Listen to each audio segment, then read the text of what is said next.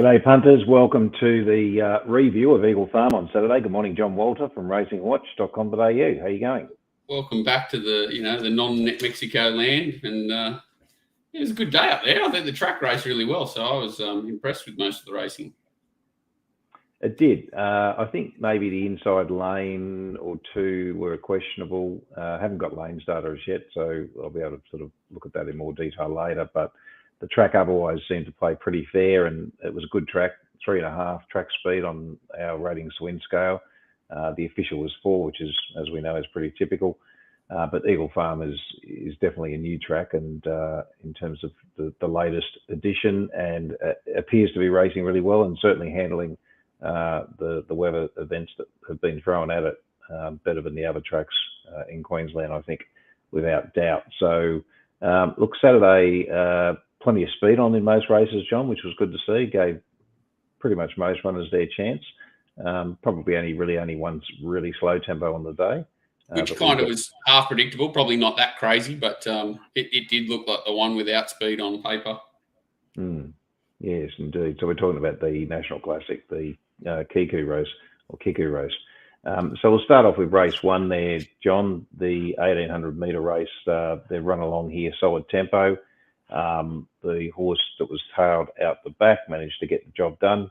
So we're talking about Bartholomew Diaz there. And I don't know if there's much to say about the race. I've got the winner rating within about 3 pounds of its best figure. What else can we say? Oh, look, Youngblood was pretty easy in the betting. It was 15-4 out to 13-2, and it wasn't really suited coming back in distance. Needs more ground. And Cognac did a bit of work early, the horse that managed to finish second. Any other comments about the race? Yeah, it's the one I'd probably mention. It's the 1 3 wide outside the leader working here. They do sort of go, something like about 8 lengths above to the 600, whereas the winner's out the back doing no work. Cognac's the one up the front, and I will fast forward it because I don't think a lot happens.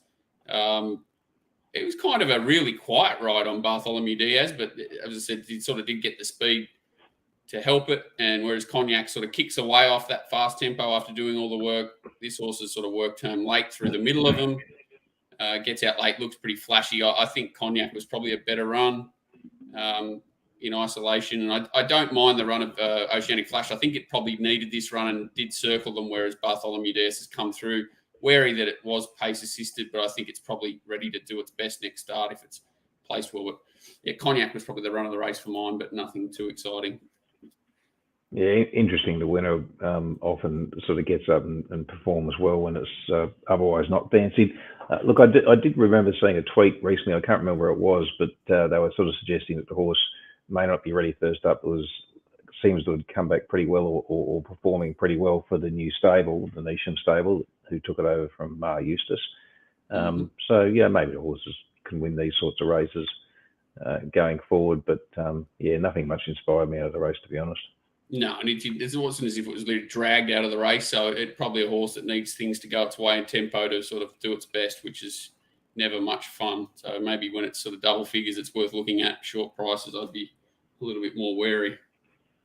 Yes. Okay, let's move on to race 2, the 7 furlong class 6, I should say. Francesco Guardi managed to get the job done in a reasonably tight finish. Barney's Law was a bit mental throughout the race, over racing.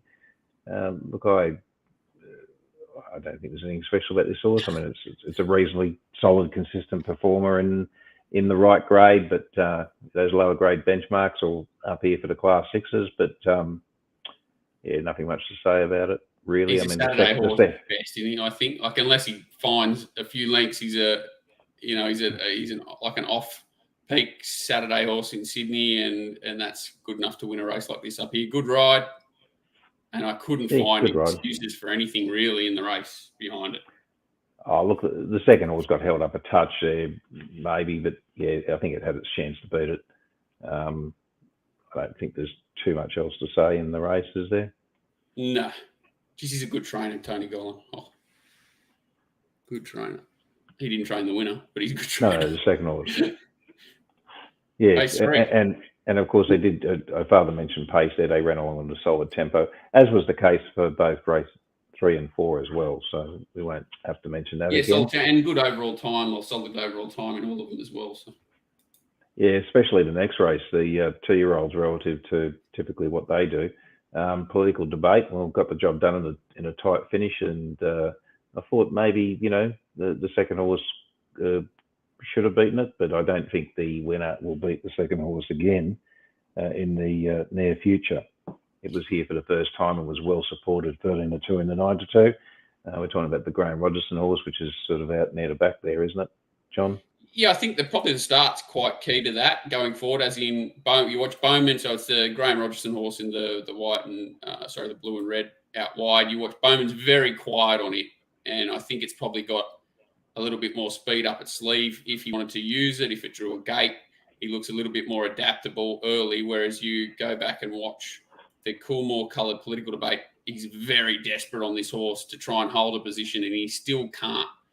So I would imagine that, ticking boxes that what's it called, Sharp and Smart has more speed than this horse if they drew relative gates. And I think it's a bit of a weird one to line up. It's a good ride from McDonald, but the horse is certainly ridden out of its comfort zone a bit and probably should improve off this too.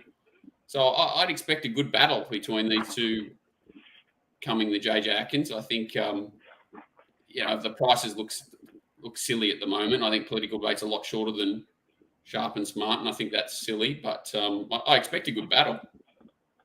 Do you know what the betting is, John? I'll just have a quick squiz at that. I should, and I did have it written down too. I'm interested. I was sort of mentioned I was keen to back Basquet to beat it if they ran both horses on the Monday. And I think it's still in the play. Very slow run race on Monday. So 360 and 550. She's a belter, $4 in between them.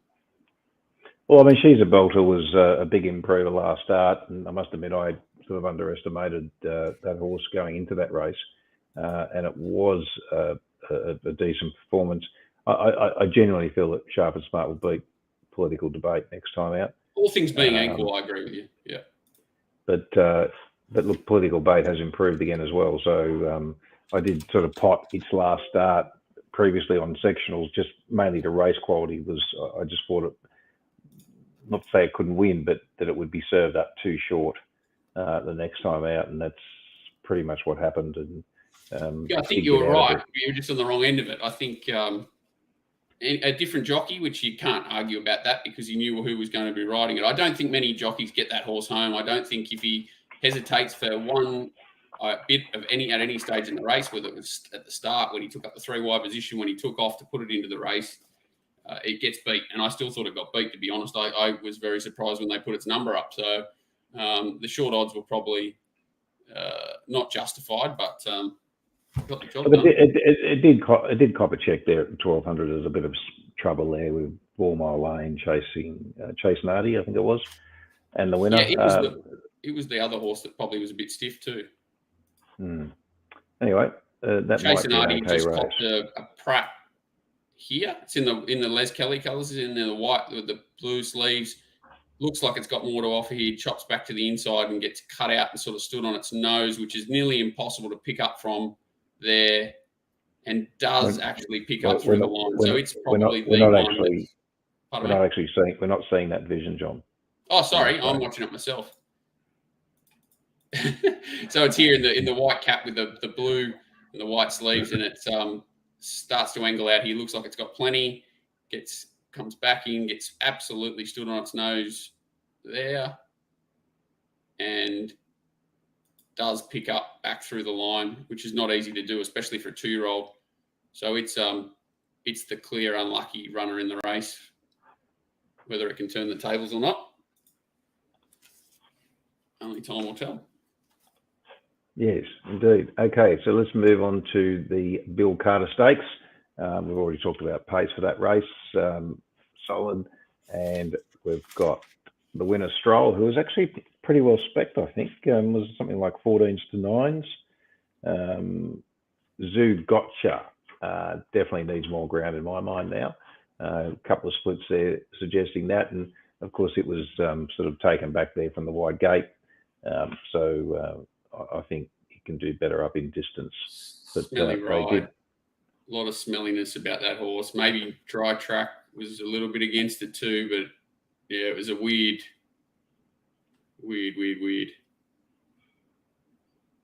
Penthouse is going for a spell. It pulled up with heat stress. Also, the stable saying it's going for a spell.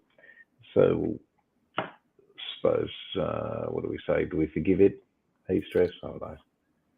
Yeah, I can be forgiving of it, absolutely. But I thought this horse went well. Bezique sat outside the fast speed, kicked really strongly, tried really hard, and just a shame that it didn't run it could have run fifth if they went another inch and it ran second. I probably would have made it a horse to follow. If it ran fifth, running second, it's a lot more obvious. But I thought it kicked on really well after doing all the work outside the leader. And, if they give, I don't know how it ran second, to be honest, but if it had run fourth even, it was probably a horse to follow. I don't think it's the time's okay, but it's not a super race. No, I don't think so. It's just sort of above average for that sort of grade over that tracking distance. But anyway, let's get on to Boom Nova, who rated down, but fortunately got the chocolates for me.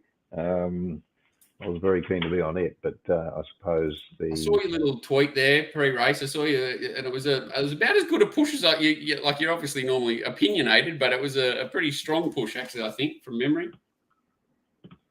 Yeah, look, it was just I just thought it was sensational value in that field, but anyway, we can dissect the race now. John, time wasn't good. I mean, so that's obviously assisted or been contributory in terms of the horse rating down significantly on what it did at its previous start, where there was genuine tempo in the race from the outset. But look, she did a good enough job, and Archer's Paradox got the lead there. Look, Usmanov looked like it sort of was trying to lead there early and hand it up pretty quickly. Don't think that was the intention. Yeah. You got the vision there, John? Yeah. Oh, hang on, I've got to. You're not in your key today. What are you doing? I'm really enjoying watching it by myself. No, if I'm looking to the left, I'm watching it by myself. Sorry. So it's just roll straight outside lead. It certainly could have held the front. It looked like and was strangled to not. So whether what the intention was behind that, I'm not sure. But it certainly presented the right run to Boom Nova, who just an absolute professional, isn't it? Like you say, even though it rated down, it was still a really strong performance from outside lead. Never really looked like getting beaten. 1,000-metre Eagle Farm. That's its go. And that's it. And you just 1,000-metre horses isn't it just such a specialty trip and on pace 1,000-metre horses that can absorb a bit of pressure and quicken off it. They're gold mines, really. Indeed. So it was sort of average. We didn't talk about tempo in the race. It was just an average tempo, but still they're entitled to run better time. Average, but they ran sort of solidly the whole way, was it? So it was a decent race still. Certainly wasn't gifted to Boom Nova, but not crazy time. This horse is a weird one. I sort of half wanted to mention. I love when horses are dragged out at the start and given no chance in 1,000-metre races. This horse drew wide. Dr. Zeus completely dragged out for the first sort of 600 metres, 700 metres of the race, and didn't get home like Burnborough, but I didn't mind its run and think it can certainly improve in the right race. Thought it kept finding the line against the, only even tempo, but it's entitled to be odds next start, and I thought it wasn't the worst run in the race. Dr. Zeus at 25 to 1 or whatever it was there. Yeah, I think the second horse has done a pretty good job too. Garibaldi, it can have its issues, but on its day, it's certainly talented, and there's no reason why it can't improve a fair amount, I would have thought, going up in distance next start. So it doesn't strike me as a 1,000-metre pure horse, is it? It's one that probably loves the 1,200-metre trip far better than the 1,000. So I agree with you there. Yeah, so that would be my sort of, I suppose, take out of the race. But yes, anyway, so that was race 5. Getting on to the Magic Millions Classic, where they've absolutely gone very slow pace here. Kiku was able to get away. It was a Waller-a-thon there with the trifecta, I think, wasn't it? First four. Yeah. He did run the first 4. He had 4 runners and ran the first 4. So there you go. Interesting. If we go back to the start, John, here, I just wanted to talk about the ride, and I'm talking through my kick here. Kay McAvoy on Belle Placer. There it is in the yellow cap. Yellow cap, I think it is. Yellow cap with the red, yeah. Let's just watch this whole thing and this whole race here, because I'm sitting there thinking, well, I'm okay there at the moment, and then I sort of get here and I go, what the fuck are you doing about now? And just keep watching. Like, they're going slow, so why is he restraining? It looks like the 9 just reverse parked on top of him, didn't it? And yeah, maybe to an extent, but just keep watching.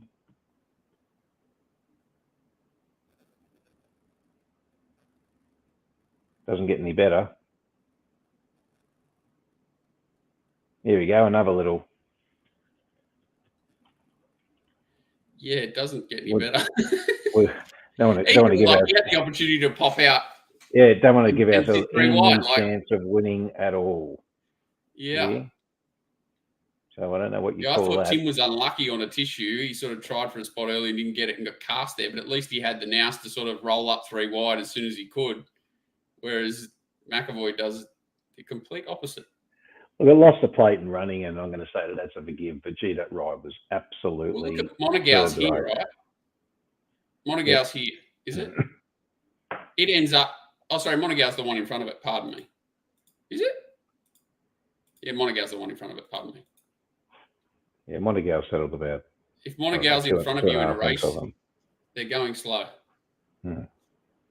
I reckon the worst of the 3 Wallers won the race going forward, but probably the way it suited. The one thing it did prove to me completely is that this horse Never Talk, who I didn't think would run the trip, but if they went slow, I thought it might be run a cheeky race, just does not run the trip at all. Probably 400 metre and better suited with more sting out, I think, isn't it? Yes, yeah. 1,200 metres wet track is what I think its ultimate thing is. Does run 14, but definitely doesn't run a mile. Anyway, but they'll all go to a similar race. This horse is absolutely flying a tissue. Like, it's a nightmare of a horse to follow because of its early speed, but it's airborne, and I don't think Nudge is a horse that really, even though they went slow, appreciates being up on speed. Ideally, he wants a sort of big track, fast run, flashing home late sort of horse. I think they're the 2 that I'd probably rather find next time rather than the winner. Yes. Okay, let's move on to race 7, the Spear Chief Handicap, listed race over 1,500 metres. Above average tempo here, John. I was, what did I do here? I backed Never No More, which didn't do much. No, it ran okay, I suppose, but sort of the winner was my second pick and didn't end up backing it. But it was a decent price. I got declared and didn't back it and saw the price. I don't remember the price, but I was pretty sick when I saw it. It was around 4 to 1, I think, SP. Yeah. The winner. But what do we say here? Oh, just in that previous race too, one thing that we... oh, hang on. No. Wait. No, all good. All good. We're all good. We're on the right race. Yes, that what's that horse? Tobalicious. It bled, so it's out. It's out for 3 months. So this was a fast tempo too. Yeah, it was certainly it was above average on my figures, but yes. And got the absolute perfect run. Vinco 3 back the inside there. Takes the inside run, which didn't quite get near the fence, so maybe just dodged that smelly part, and certainly, good ride every chance. The only horse that I saw that was probably unlucky, and he's a bit of that sort of horse, is Kubrick, but not a horse I'm going to jump out of the ground to be following. Kubrick? Yeah. Not my sort of horse. Another horse that gets back, but he gets knocked over here and hits the line quite well the last bit. Well, the last 400 wasn't that flash in the race, as you'd expect, I suppose, because of the above average tempo. But yeah, look, it went okay, Kubrick, I suppose. He sort of gets held up here, and then late when he gets clear air, he does pick up quite nicely here, last sort of 50, 100 metres, but like I say, they're not doing a lot in front of him. Yeah. Anything else out of the race, John? Absolutely nothing I could find there. Okay, let's get on to the Morton Cup over 1,200 metres. And the tempo here was average and ball up back on the dry or on the dry surface, and certainly now third up was sort of primed. And I buggered this race up a bit. The market sort of just blew like a gale on Kamatari, 5 for 2 out of 5 to 1, and I was worried given the firmness of the track for it, and I sort of swapped around and played with the market and ended up having Kamatari still on top much longer and ball up right on its heels, and I didn't handle it well. But anyway, that's what we do sometimes. It happens. Money again for Babylon Berlin in this race, so I suppose that's not surprising after its debut run here in Australia last start, where it was sort of like 3 to 1 into about 5 for 2, 11 to 4, so there was a bit of money for it that day. It was 9 to 1 into 11 to 2 Saturday and didn't do much. Shooting for gold, probably a forgive run there total for it. It ran on well, but I think it's a better horse early in the preparation, so I don't know I'd be actually looking to follow it. Well done to the punters that got the $9 early baller. That's all I can say. Got back out close to that later, which is, but yeah, they certainly charged into it as soon as betting went up with most shops. I think it was sort of like 6 to 1 into 11 to 2 on the official betting. And what do we got here? Let me just go to that race. Sorry, it'd be handy. I'd just change the day because we're looking at a different day for a question later. And here we go. Baller, it did get out to about 13 to 2 on Betfair. Yeah. So, but yeah, that was before comms, and that was still pretty solid on the tote. 640, 640, 660. Definitely well backed. It was well backed. And did a good job. I thought it was a great.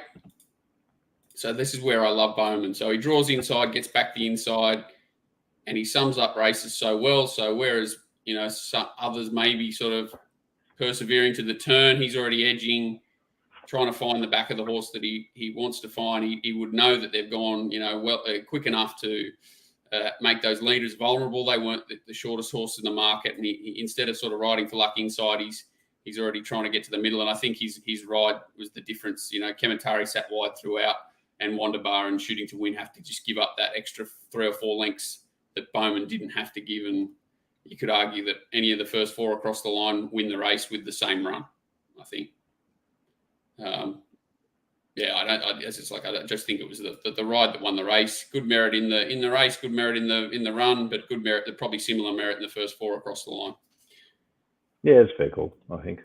So. This silly horse back here, who's probably the worst placed horse of all time, can win if it's put back in its right grade. Let's be glam. Where if it goes back to a mare's race, below this level where it's not, carrying 16 kilos less than what it should be, it's ready to win. Jockey change would be nice. I think you and I sort of both sort of half found it, didn't we, in the preview? Let's be glam. It was a good first up run, wasn't it? Or were we talking about? Yeah, that was the one. It sat wide and hit the front, and we just were worried about. I think it was $14. That's why it was hard to sort of steer away from it, but had plenty against it on Saturday, and the rider didn't give it many favours either. I think it's a nice horse. Yeah, it's got ability for sure. Okay, the Oaks, they went on fast here, and they ran some big numbers early, so to the 800 and to the 600, and obviously that meant that last sections were pretty poor, but the winner's done really well, Gypsy Goddess. High rating race, and I think that 800 to 600 split was pretty slick, and that probably made the difference maybe in my mind to the ride, and it just got put into the race at the right time despite the pace. Barb Rader's done a pretty good job up there as well. Lavilli, your mate Tim Clark, dropped his whip, I see, at about the 150. You didn't tell me that. I think it was in the Stewards report. I remember reading it. Hang on, have a look here. I gave him a rap saying it was the best ride I've ever seen for his, and he didn't tell me he dropped the whip, but I'm not sure if it made much difference. Did he?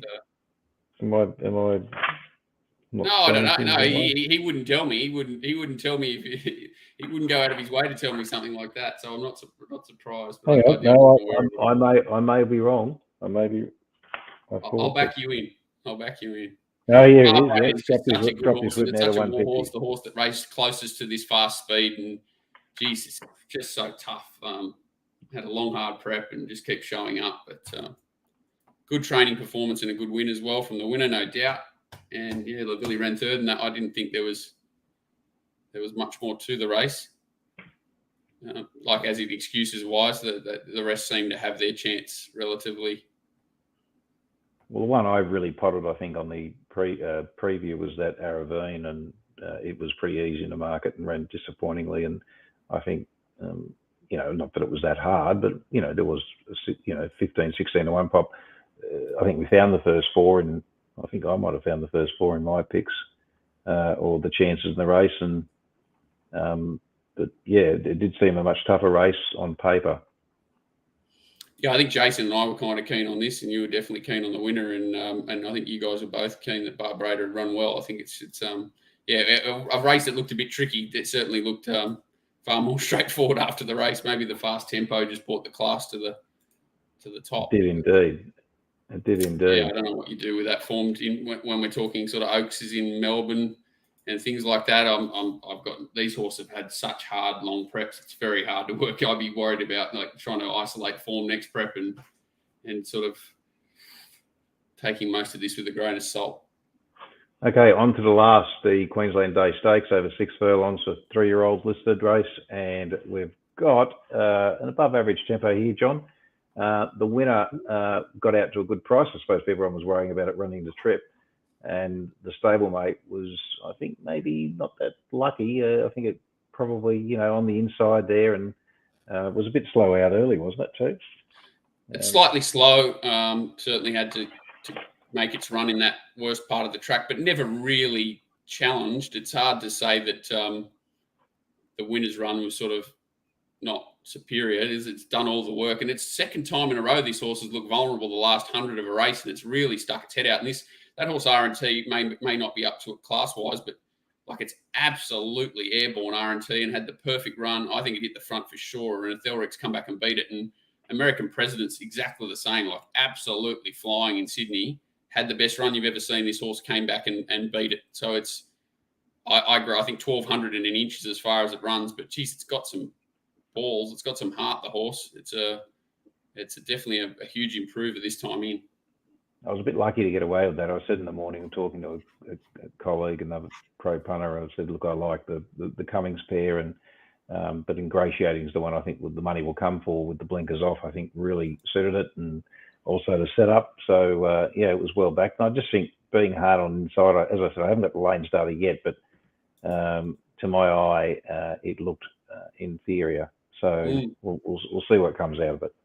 But look, the winner's, it's a winner, isn't it? Just keeps really performing that's the well. Second time in a row. I love it that it's sort of been headed and fought back and won. Like not many horses do that, and you can see that it's not like charging through the line. It's out on its feet. It's still got the heart to pick up and win, and that's just a great attribute to have, isn't it? It's like it's well, not many horses win 5 metropolitan races on the trot, so yeah. I'm calling Scone. I'm calling Scone Metro for that meeting. You watched the ride first up on it. Was pretty smelly too. It should have been undefeated this time. Yeah. It was a 900-meter race, not suited, John. Yeah. Well, you watched the ride, but anyway. So I think that wraps up. Just horses to follow. For me, there's only a few. I'm going to say Sharp and Smart next start. Happy to be with it over political debate. And the other one, she's a belter, I think it is. Garibaldi for me, and Belle Placia, providing K-Max off and we get a decent jock on. I love it. I'm normally K-Mac bashing. Normally when I say that, they ride about 8 winners. I think it took me about 3 years to get Sam Clipperton up and going, but he's flying now. Of course, we're going to do questions now, John, and of course Can I have a force to follow? Jesus Christ. Oh, hang on. Sorry. Go. I agree with you. Sharp and Smart. That Chase and Artie, I think it's probably worth looking at So Basquet for that race coming up. And I'm going to speculate the horse that went like a bit of a dromedary that I found there, Mount Brilliant, will run very well in the VRC Art Derby. I think it's just an out-and-out stayer. That's an early horse to follow. Dr. Zeus was my roughie in race 5. I think he can find the right race. And I think Let's Be Glam, if it finds the right race, is the other horse I wanted to find out of the meeting. Okay, so let's get on to questions. Of course, the show is brought to you by TopSport. And punters, if you don't have an account, make sure you get one, and you'll always get a fair bet with them. And they do bet the minimums that they offer from the time that they go up. So, look, the first couple of questions are carryover questions from which was what was supposed to be last week's show. I was in Melbourne, and so we might just cover those first.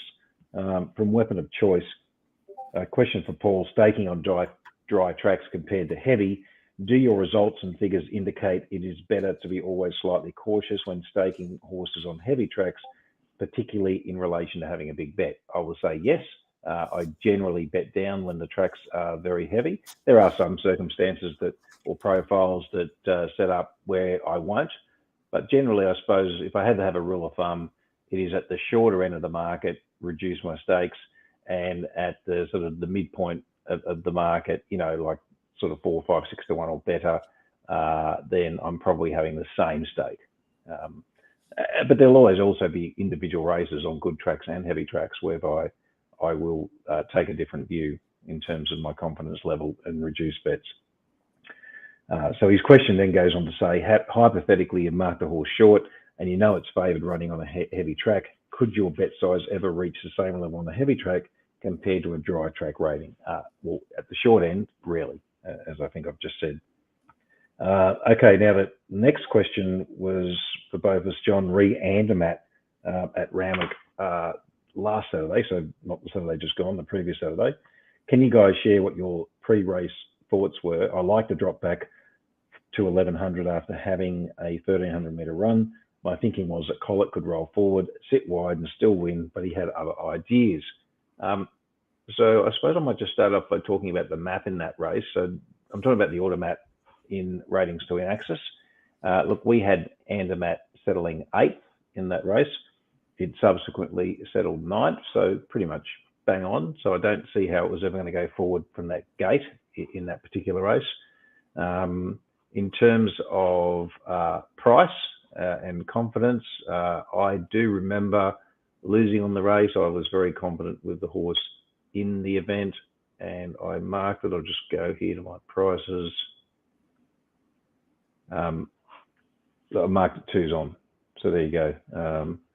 Maybe a bit too aggressive in that race, but anyway, the winner I've marked around about 12 to 1, well, virtually 12 to 1. So did think the winner would, the favourite would win that race comfortably, but like all things, they're horses, they're not machines, and they do get beat. And even at 2s on, they're still going to beat 34 times out of 100. So, any comment, John, about Andermatt? Yeah, I sort of going back to the other question. I think the reason you just got to be so careful is because no one really, you can sort of predict the pattern. Obviously, history is a great window to the future, but it's not always the case. And at the moment, the way these tracks are, especially how wet, it's just so wet. Like I even sort of played golf for the first time yesterday. I've never seen water in places it is at the moment, and that just shows like how the water table's just up everywhere. So tracks are going to be a little bit tricky. So it's very difficult to bet early and at all. And I think it can be a positive in a lot of ways if you're keeping an eye on things closely. It can present opportunities, and like I was probably a bit lucky. I was just looking at sort of your lanes data from that day that Andermatt, and I thought it was actually quite difficult to come from back and wide there, so I was a little bit against him. And his question, I expected it to be sort of far closer to last than first. Jason Collett, a horse coming back from 1300 to 11, usually has sort of the sting out of their legs too, so it's not as if they're fresh and early in their preparation. So if it's a horse that doesn't usually show early speed, dropping back in distance, they're even more likely to show less speed. And so I would have expected it kind of where it was, the same as you, Paul. And I got lucky in the races. I thought it was going to be in a tricky spot and have to sort of sustain a long run. And there were others in front that were going to get sort of better spots. So I got a bit lucky in the race. But, I didn't see too many issues with the ride. He was, marginally unlucky, I thought, if anything. Fair enough. Okay, on to the next one from Tim. Interested to know if you give any weight to the class of the meeting, I suppose, meaning do I give any credit or weigh it as a factor? For example, country, provincial, city. Obviously, city is a big step from the other two, but even, for example, country showcase races, it seems to be less relevant these days than in the past. Don't know, I definitely agree with that. Previously, I used to keep an eye on this, and even the purse of the races. Do you have any simple tips for going up and down in class of the meeting for the average punter who, one, doesn't have access to extensive analytical data, and two, doesn't have the time to thoroughly go through the form and have the expertise as you and John do? And I assume this can be different by state. Well, yes, definitely different by state. In terms of a guide, I suppose you could first of all look at the official status of the meeting, because even country race courses will often run provincial graded meetings, and obviously you'll get metropolitan meetings at places like Scone and Gosford and standalone Hawkesbury and other things. So yeah, you need to, I suppose, weigh that in terms of how you compare times, if you're using times as a comparison tool. Median prize money for the meeting might be an interesting way to look at it as well, to help. And I suppose on an individual horse level, if you're looking up and down in class, often the handicap weight is a good guide too, because generally if they're dropping in weight, they're going up in grade, and if they're rising in weight, they're dropping in grade. But I don't necessarily think you should factor it as per what the official scale suggests, because the official handicapping scale is flawed, I think. Insofar as, like a 78 on a Saturday versus, say, a benchmark 90 on a Saturday, there's not 12 pounds between them. There's just not. It might be one or two.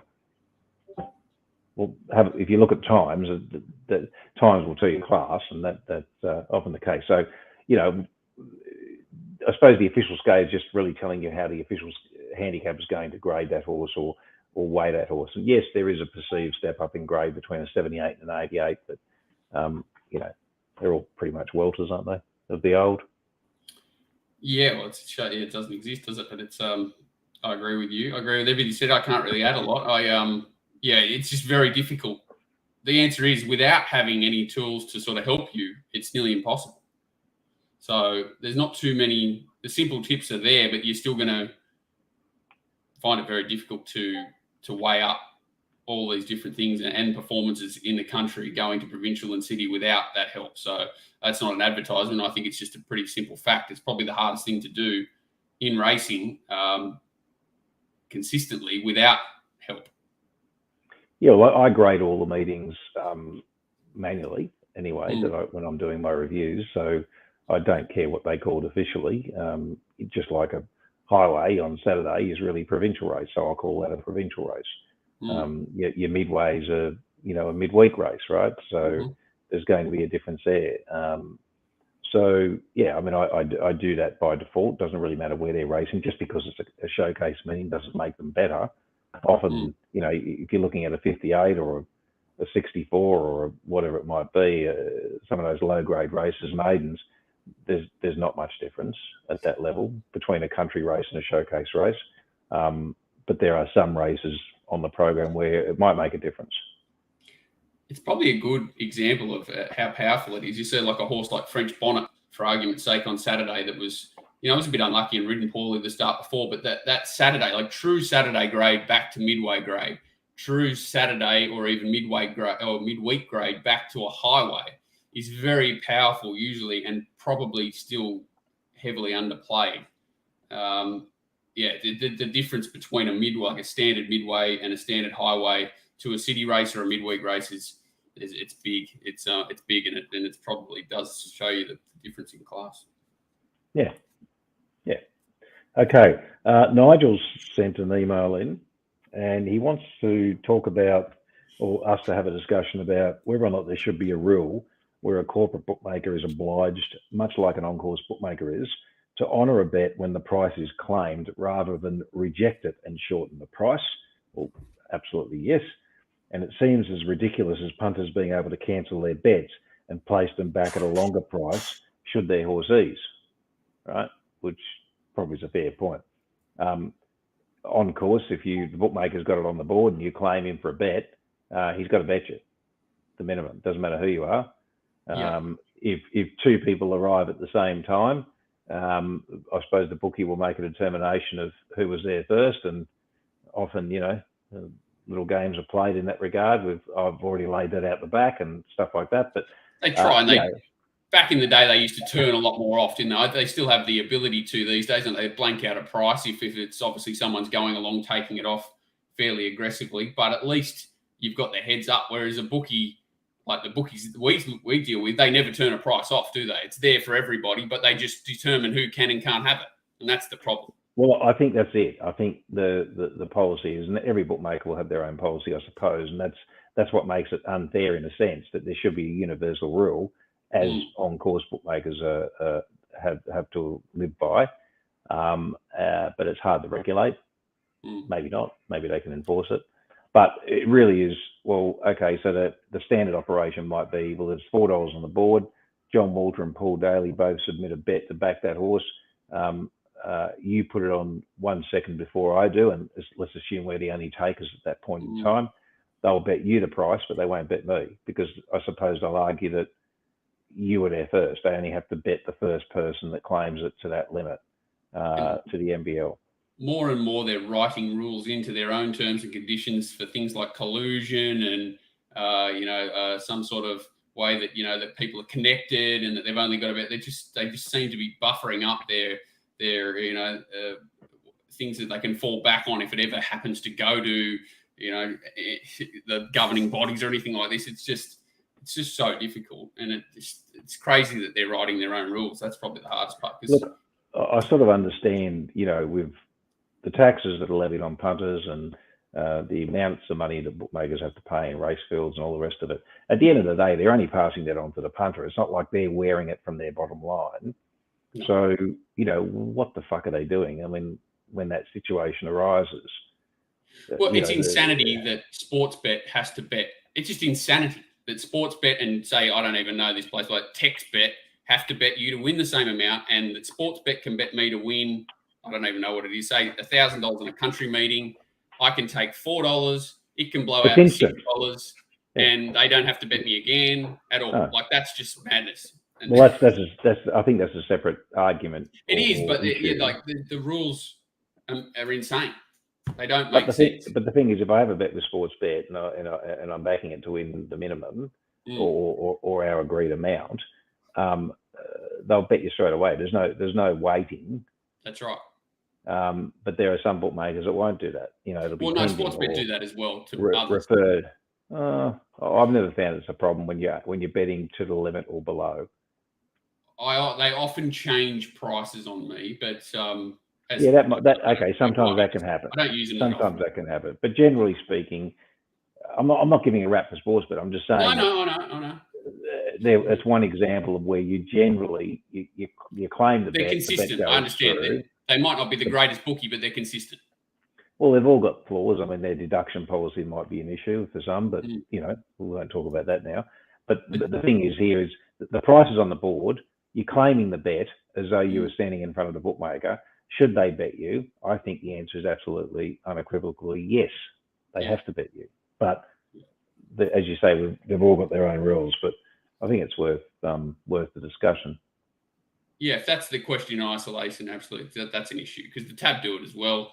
Even their little thing where I was talking about, where they reject your bet that you ask for, but you have to confirm it. If you don't confirm it at a certain time, they give you nothing and change the price. So even that's a bit rude.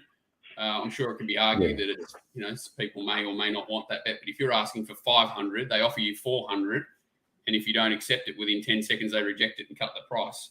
That seems a bit crazy also. But anyway. Well, next. There's lots of issues. Okay, Christopher's asked, if you could change one thing about our industry, what would it be?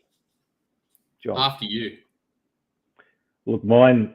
It's hard because there's so many things, but I think mine, and I'm backing self-interest. No early betting. Yep. So betting at 25 minutes before, whatever they 25 minutes before the race. That would be my absolute preference. It would make it certainly a more competitive environment, make it more interesting. people wouldn't be sitting there knocking off early prices and affecting, punters who might want to have larger bets, or use the intel of what they see happening in terms of track pattern. I certainly think it would create a more vigorous trading environment, and I think it would be a good thing, but that's just my opinion. Some will agree and some will disagree, but that's my one thing if I had to pick one. Yeah, and I love it. Like, it's obviously one of the biggest changes. I would be right behind my voice that means nothing, but I'd probably go a bit harder, and I want one body controlling all of racing in Australia, making all decisions, writing all the rules, whether it be for the rules of racing, the rules of corporate bookmaking, everything, and a board that's actually elected by people who have interest and are participants in the industry. Punters covered, breeding covered, stewards, everyone's got their say, and everyone's making decisions for the best part of the whole industry. Where money goes, it would be, I don't understand how an industry this big can be so disjointed and not working together. So it's a big one for me, but I just don't understand how a national federal body is not in control of this, and everyone doesn't have representation upon it. Yep, fair enough. Okay, so next question is from Jamie. How do you treat horses coming off peak runs? Do you treat them all the same and expect them to regress, or is there certain factors that you look at or look for to give you an indication it can match that level again, or peak to a new level? So the first part of your question, Jamie, do you treat them all the same? No, I don't. In terms of factors, I suppose, without giving too much away, number of starts I think is relevant. And I think the expectation of that run. So if there's a peak run and a horse is, 50 to 1, well, obviously the expectation of the horse producing that was low. So, I would seriously suggest that the horse is very likely to regress, or will almost certainly regress toward its mean figure. How much? Well, it'll depend on lots of things. Stage of preparation, I think, is important. You've got to be a little bit more lenient on horses early in their prep. And definitely, as I said, the number of starts. A horse, for example, a horse has had 2 starts or 3 starts, and it produces a new peak. Well, that's a totally different equation, I think, on balance, to a horse that's had 30 starts that produces a new peak. And as I said, the expectation of that performance in the context with the actual performance, I think, is relevant. So a horse like Arapaho from Saturday is a prime example of that for you. Yeah, it was, and I think I backed it. I made a comment about it on Twitter. How far was it likely to regress? Well, obviously that's the $64 question. But is it likely to regress? For sure, because its expectation was, I think it was 20 to 1, but which is probably more like, which might be 40 to 1. If you remove the bias, the price bias. But I mean, look, did your mate make an error in judgment? I think so. I think he could have won that race. They went slow. He allowed. How could it have won? I think it could have. I think he made an error sitting up outside there, running slow sections, and then when they sprinted up to the 200, I think he had no chance from there. That's just my look. That's just my. Everyone's got opinions, but I don't see how the heck it could have been. Look, it wasn't a bad ride. It was maybe a tactical error, and I'm only talking about hindsight. So I'm not putting it in the same class as that. Butchery. No, because he's had the balls to put it in the race, sit outside the leader, which probably no one really had him in that spot. Probably had Gay's 2 horses running 1-2, but I understand what you're saying. He could have put pressure on it from this sort of 800 to 600 because he had that extra run under his belt that the winner probably didn't. But I get what you're saying. Well, I don't know where where the official map had it, John. I actually thought Surf Dancer would lead and Taikamuchi would sit outside it, and then Arapaho was in a kind of an awkward spot, whether it got that position or was forced to sort of race back. I didn't think it would be outside the leader. Yeah, well, I had it third. on the auto Yeah. map. So these are maps that obviously clients can get if they've got our product. I don't know what the superstars had it. And I'm talking about. So I had Surf Dan and Major Artie up there contesting the top two positions, and Arapaho clearly third. So you know. I'm just seeing where the superstars had it. I never look at their maps. How do you find them? I don't Snapshot. know. I don't have them. Do they take them down? Do they? I don't know. I never look at them. Neither do I, because they absolutely drive me insane mentally. Oh, no, that's the week before. Anyway, I can't find it. Yeah, no worries. So, so I didn't answer the question. Yeah, I was pretty much the same as you. Stage of preparation, very important. Whether they're lightly raced or not, obviously shows how much improvement they could potentially have. The horse itself, stables certainly have patterns, and the more that the horse is raced, has it established a pattern previously where it sort of works up to a peak and then regresses. Fresh horses, same sort of thing. So very similar answer to yourself. The least information you got on the horse, the more you've got to be careful with it. But the more you have, a peak is more likely to be followed by a trough. Okay, hopefully we've answered that one well for you. Jax has asked a question about how we go about pricing first starters in a race, and I've made some notes here because, and definitely don't want to give anything away here. But anyway, look, I'll give you some relevant factors that I look at. The trainer's first up record, the trainer's record with the jockey first up, the breeding and the trainer. Trials and how much tactical speed the horse is showing in those trials and where it's likely to map, and also trials in terms of how they profile with that particular trainer. So what does a trainer typically do before presenting a horse first up from a spell in terms of its trials and number of trials, and what the betting metrics look like around that? The number of races that it's accepted for and or scratched from leading into that first up run. Obviously the map and the gate is critical in terms of today. And if you understand tactical speed and you understand, I suppose from a ratings point of view, how to assess those horses, we do rate the trials, as you know, John.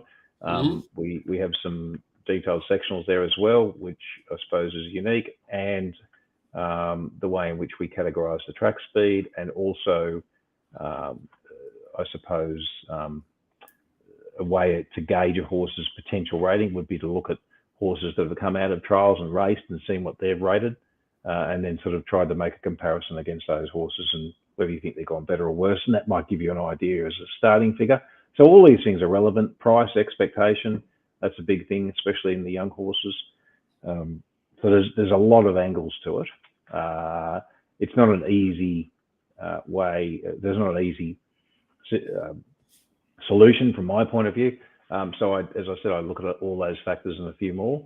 But if you want to eliminate all the hard work, you could do a lot worse than follow the market, especially late. So the market is very in tune to horses having their first start. And I know that the betting models, often adopt the expected performance as the actual performance in their models, especially late. And then you get a horse like Ostapenko on Saturday, who goes like Burnborough, comes out of a stable that you would expect to, be able to line it up 1 and 2. If it's got the second favourite in the race, it gives it Winburn at 20s. And you're like, but it is an outlier. I 100% agree. Well, Chris Waller, look, you and I talked about that 2-year-old, and I think I made it a horse to follow, Madame Pomeroy, after it won first up. And, if you look at Waller's second up stats, in terms of actual strike rates and so forth, they're not bad. But my God, as a punter, yes, you're doing around about 20% on turnover. And she's a bit of a nightmare. We're talking about Arapaho. It was mid-prep, had a bit of a spike, and then was priced off that spike. Madame Pomeroy had one start, fresh up, gone like a rocket in a race where it kind of looked unsuitable. Was 20-1 there, but lightly raced horse, potential to, really go forward from that, but didn't. So, it's a it's just you can never be right all the time. No. But yeah, like it's a great question that you could dead set talk about. Like I reckon you and I could talk about this for 2 hours if you wanted to. First starters, and trials are very important, and even their age, and early 2-year-olds much different to 3-year-old pluses, even if they're having their first start. How many preparations that horse has had, how all those sort of things go into what you expect its first start. And that's on top of everything Paul's mentioned, which is, how they trial. Did they show speed, pressure, things like that? Did they wear gear in the trials that they're not wearing on race day? Have they added or taken gear off? There's so many different things. It's such a feel thing. And as Paul said, at the end of the day, the market's usually, pretty good late in betting because it takes all of these factors in, plus map, a million different things.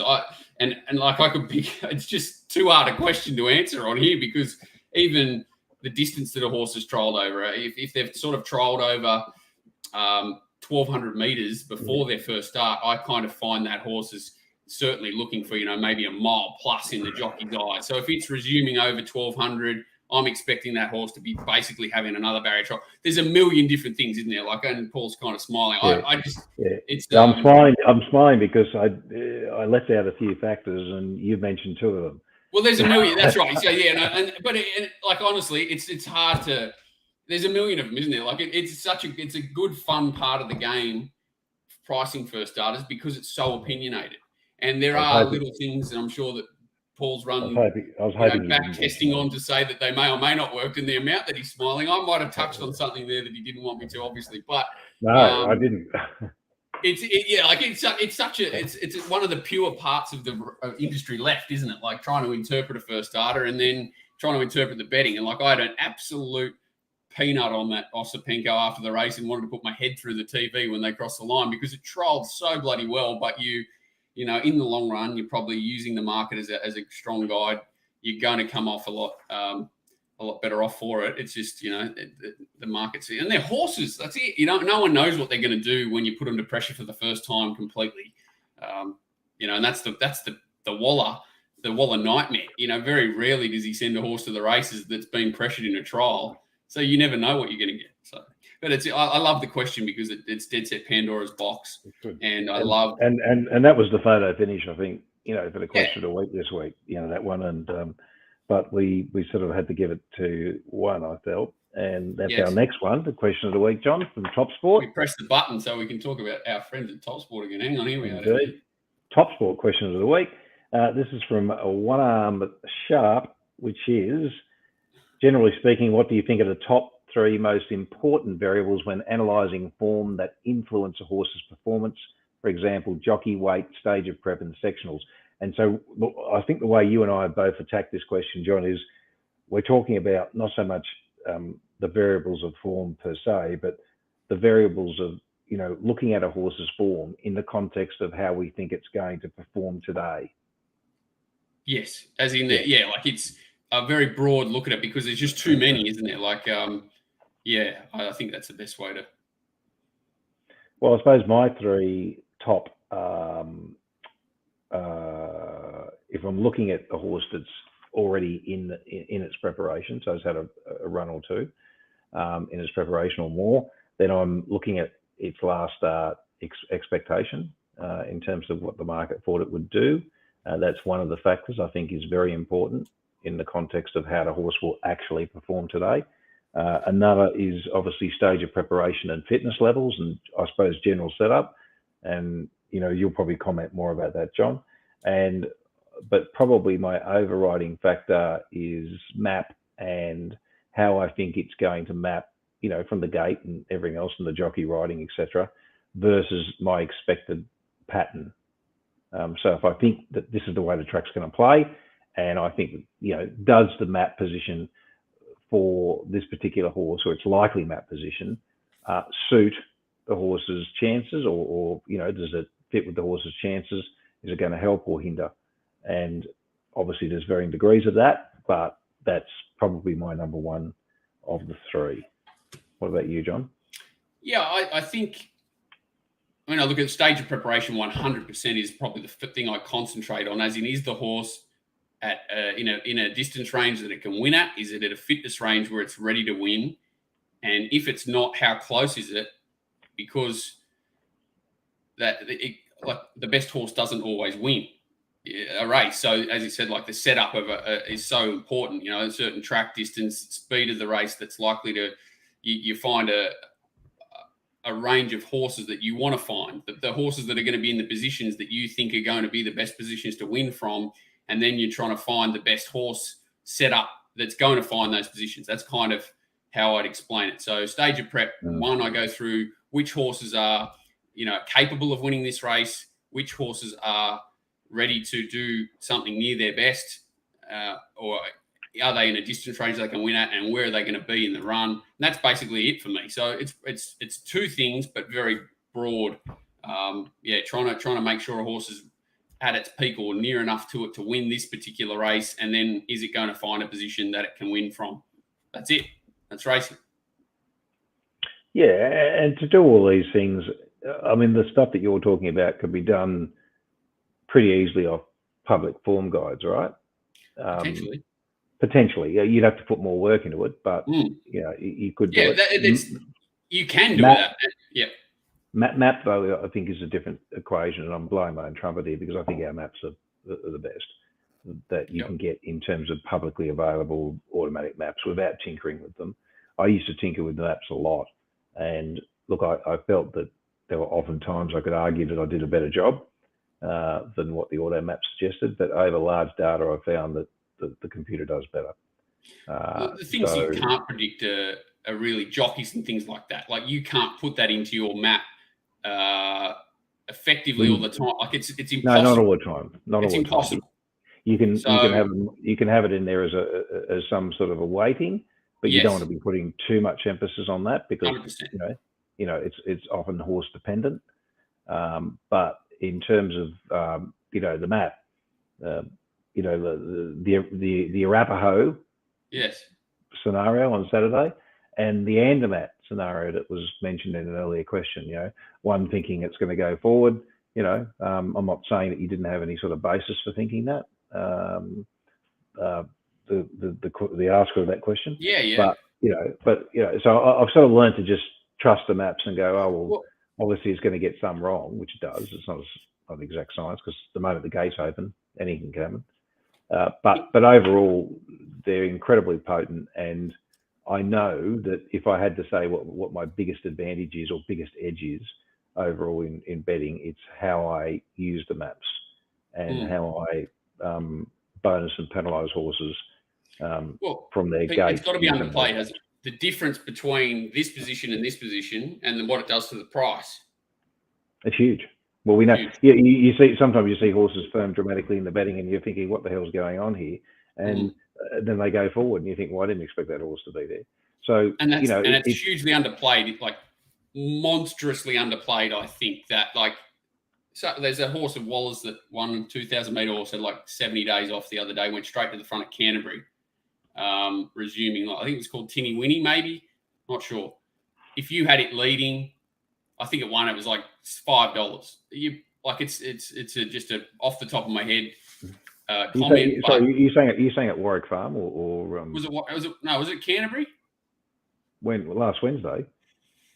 Was it the Wednesday before? Week before, was it? Yeah, week before Canterbury. Hang on. Yes. Finding it now. Yeah, Tinny Winnie. Yep. So it's first up off a bit of a break over 15.50. The difference between it leading on the fence at Canterbury, first up in that position, and say if it was one out, one back, or even outside leader, would be, the difference between, for me, marking it personally, something like from $5 to $2.50. It's a big, huge, but probably even bigger difference. And I doubt that the market makes those. Well, I'm saying the broad market doesn't make those adjustments as aggressively. They don't understand the difference between positions, and they just think the best horse will overcome position a lot of the time.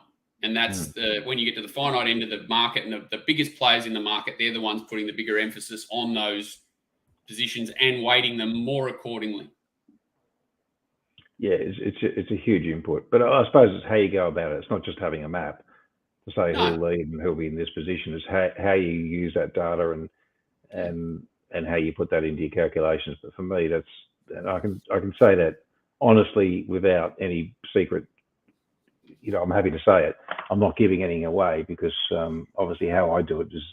Well, I've spoken unique to independently me. to a few trainers that get your